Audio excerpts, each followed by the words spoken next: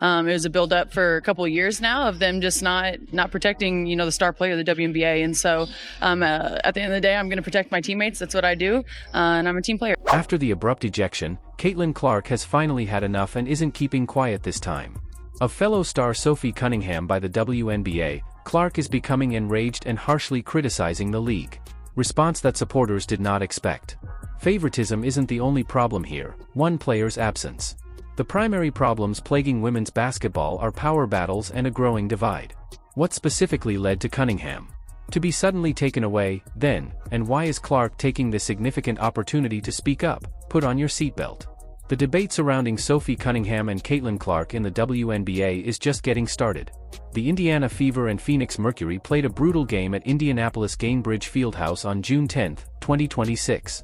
Two of the biggest names in the WNBA, Sophie Cunningham and Caitlin Clark, took the drama to a whole new level. We're at the heart of this most recent dispute in the league. What started out as a fiercely competitive, high-stakes battle quickly grew into something far more expansive than basketball.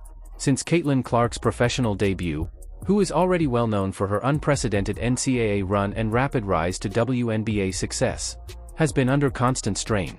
Her skill set draws national media attention and sizable viewership. However, it has also made her a target for both court defenders and critics.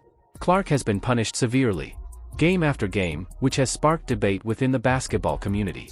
Although some fans make reference to some see it as rookie hazing, but others think that something more personal is driving these persistent assaults. Sophie Cunningham, who is known for her unwavering devotion and straightforward manner, has assumed the duty of bodyguard for Clark. Sophie has never backed down from a battle, and during this, specifically, halfway through the second quarter, Clark tumbled to the ground as Cunningham rushed in without hesitation. Ground after yet another serious foul. Although she wasn't involved in the play, she made her presence felt by addressing the offending player, yelling, pushing, players jumping into the altercation, and officials desperately attempting to keep things under control were all components of the quickly developing situation. The officials rendered their decision public after a lengthy video evaluation. Since Sophie Cunningham intensified the fight, fans erupted on social media within minutes of her expulsion. Sophie was seen by many as the only person ready to defend Caitlin Clark instead of as a troublemaker. But why did Sophie Cunningham's endorsement of Caitlin Clark incite anger and chaos across the WNBA? Keep watching. Sophie's final defense of Caitlin Clark was crucial. The crowd's anger had hardly diminished following Sophie Cunningham's expulsion when things took an even more shocking turn. On June 28, 2025, in the last 46 seconds of that game in Indianapolis, the tension between the Indiana. This was no longer about basketball. Fever and the rest of the league, which had expanded over the season, reached a breaking point. It had been emotional, sentimental, and personal. Fans are now deeming the statement offensive, which is where it all started. The Fever was now far behind, so the outcome was now certain, but Sophie Cunningham was no longer concerned. Concerning the scoreboard. After seeing Caitlin Clark struck, Sophie had reached her breaking point. During game after game, players were shoved, tripped, and even poked in the eye with little to no reaction from the referees. JCS Sheldon was running down the court when Sophie closed in and committed a hard, obviously intentional foul. Everyone in the crowd gasped when Sophie made a fast break layup. The referees quickly pulled her of seconds, given a foul smack, and dismissed.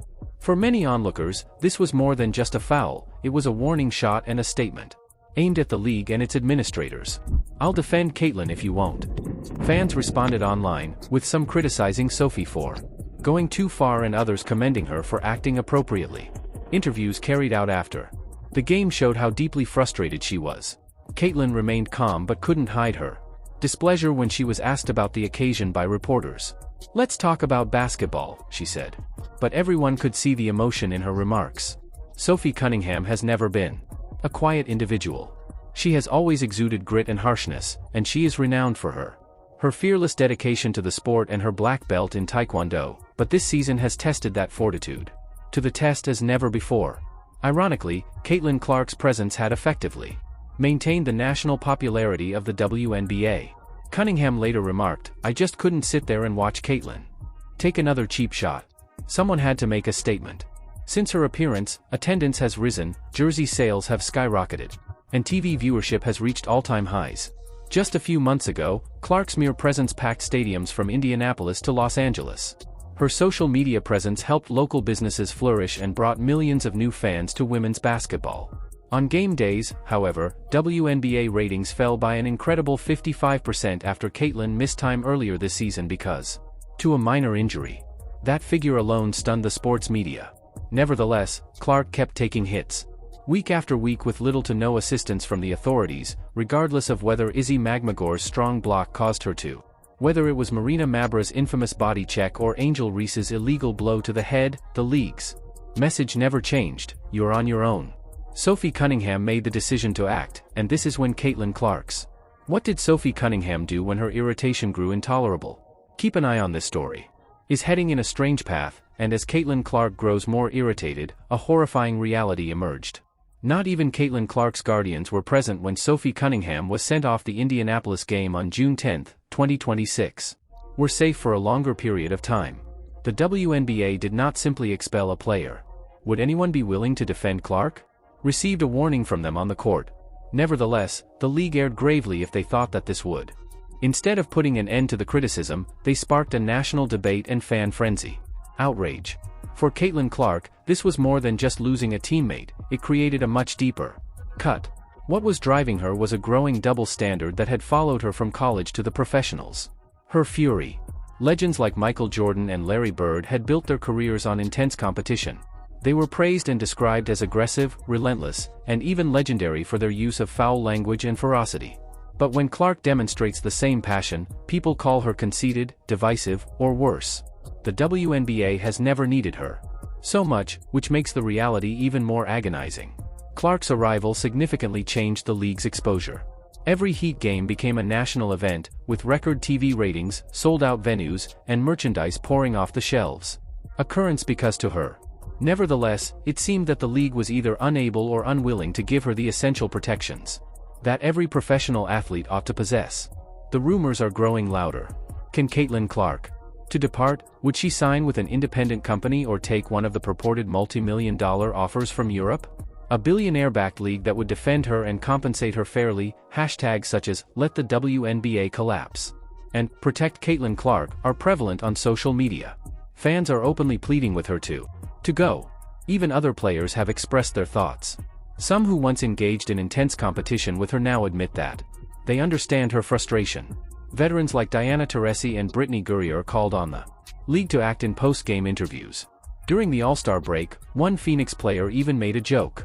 "Hello Caitlin, please let me know if you would want to visit Phoenix." Only for that light-hearted remark to take on new significance as the league's culture deteriorated, and now the pressure is growing daily.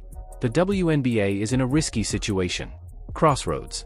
If they make a mistake, they run the risk of losing the largest draw in women's basketball history. How, then, did one rising star and her toughest defender bring the WNBA to its knees? You won't want to pass this up. A league split over Sophie Cunningham and Caitlin Clark. After that memorable social media was already in flames on June 10, 2026, a night in Indianapolis. Within minutes of Sophie Cunningham's, fans erupted in indignation on Twitter and Instagram after Sophie Cunningham was ejected. One person tweeted, "Because defending Caitlin Clark is precisely what's wrong with this league." Another person wrote, "She's the only one prepared to have Clark's back, and this is how she is thanked." Caitlin Clark's response on the court was more powerful than her words. Caitlin, who is renowned for her intense concentration and inability to express her feelings outside of gaming, was unable to contain her annoyance. This time, Clark approached the scorer's table with a tense attitude, making hand gestures as she demanded clarification. Her succinct but direct conversation with the officials was captured on tape. Later, Clark maintained her composure in post-game interviews, although her tone revealed her emotions. Without outright criticizing the referees or the league, she nevertheless made it quite evident that she valued Sophie's support and that competing under. She said, "It's tough, but I appreciate my teammates." This kind of unrestrained violence was wearing her down. Defending me. For a lot of fans, this was more than simply a game day plot. It was the most recent development in what they perceived as an increasing trend of unjust treatment. Throughout the season, Clark had made concessions to the blindside hits, body checks to the ground, and ribs, all with little to no response from league officials. Sophie didn't let the event go unnoticed either. The Cunningham ejection felt like the final blow. Her Instagram post, "I'll always ride for my teammates," went viral a few hours after the game. Within minutes, ESPN pundits, former WNBA players, and even a few current NBA players joined the discussion.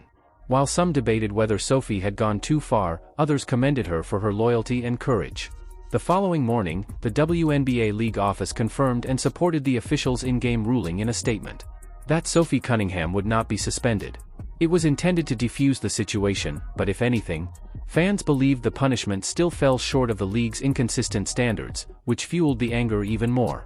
Track record of player protection. In the meantime, Caitlin Clark kept up her excellent work. Despite all the commotion, she finished the game that evening with 28 points, letting her game do the talking. 9 assists and 5 rebounds, but as the commotion intensifies, one concern remains: how much longer can Clark maintain? Bearing this burden, the crucial question at hand is how much longer Caitlin Clark can handle this intensifying tempest by herself. Hold on tight. This is what occurs, isn't it? This is what occurs. There are competitive ladies who are the world's greatest at what they do, correct? Additionally, if you let them engage in physical play and let these things occur, they will compete and they will support their teammates. The WNBA's Caitlin Clark crisis. As Caitlin Clark left the cacophony surrounding her only intensified following yet another brutal evening in Indianapolis. This wasn't about one individual having a difficult game or a few hard fouls anymore. It was about a league losing control over a growing issue. For months, what started out as difficult physical play, the WNBA's Caitlin Clark problem has escalated into something that no one can ignore. A normal aspect of elite sport has suddenly evolved into something far riskier. Cheap shots. There are new highlights every week, including hard fouls, on-court targeting, and even online abuse from fans and other players. Of Clark being hit, shoved, or grabbed without facing any repercussions. The figures are startling. As of June 30th, Caitlin Clark has been the target of more than 17% of all flagrant fouls in WNBA season in 2025.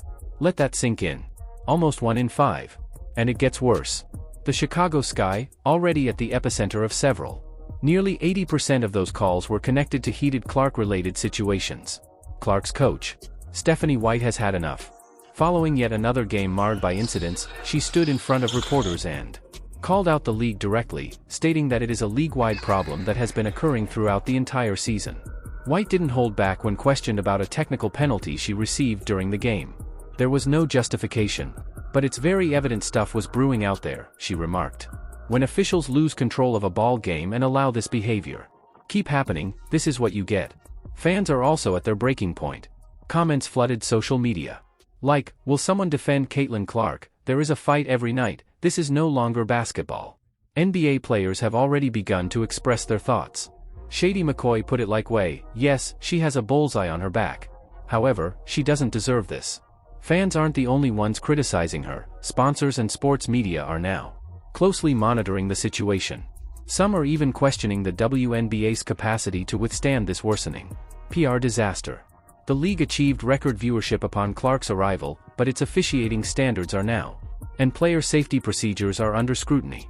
What's truly surprising, though, is whether public outrage and sponsor pressure could lead to the WNBA's collapse. Check out this space to find out. With every game, from basketball to combat, Caitlin Clark's situation gets darker and more scary. What was once violent, combative basketball has now evolved into something much more dangerous, pure hostility. The Indianapolis game was the most recent example, but it wasn't the only one. On June 20th, 2026, Clark is now a frequent target, getting anything from eye pokes to full body checks. As the attacks increase, the league becomes more silent. The evolving situation has not yet been discussed in public. Fans are watching as game after game devolves into chaos, according to WNBA Commissioner Kathy Angelbert.